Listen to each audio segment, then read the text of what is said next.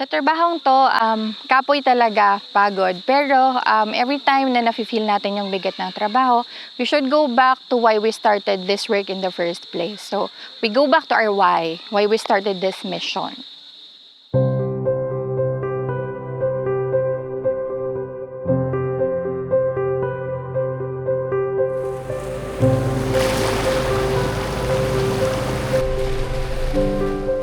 Kailangan nating tumawid ng 15 to 20 ilog, kailangan nating sumakay ng motor, kahit rough road pa, just to reach the community, as well as even the schools, para makita namin kung ano yung mga affected na mga schools for us to be able to know their status.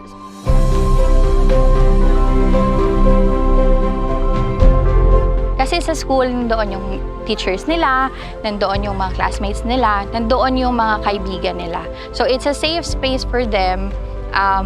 That's why they are eager to go back to school. And through our interventions, natulungan natin magkaroon ulit ng safer space ang mga kabataan.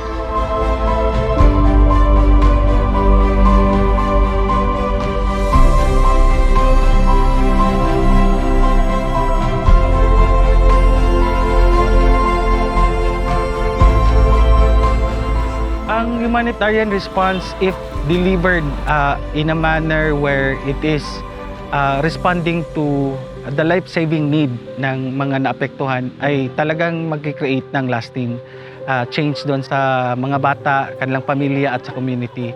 Dahil po yung disruption, as long as we're able to ensure that despite there is an emergency, despite there is a crisis, yung emergency po ay narespondihan, natulungan po natin sila agad na makabangon, then therefore they will be able to stand again, no?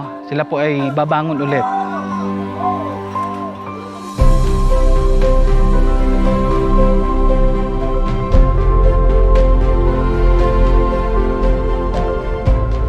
Humanitarian work is more of a vocation than profession. Actually, dito sa trabahong to, iba-iba yung profesyon ng mga nakakasama ko. Pero we're all united with the mission of helping yung mga pinaka-nangangailangan, reaching yung unreached communities, tsaka being there when communities need us most. This is the kind of profession where we are continually challenged as a response to emergencies, but it is important and equally vital for us to be reminded that we are saving lives. Ate, thank you. Kasi kahit malayo ang aming lugar, kinumusta nyo kami. So parang yun talaga yung tumatak sa akin kasi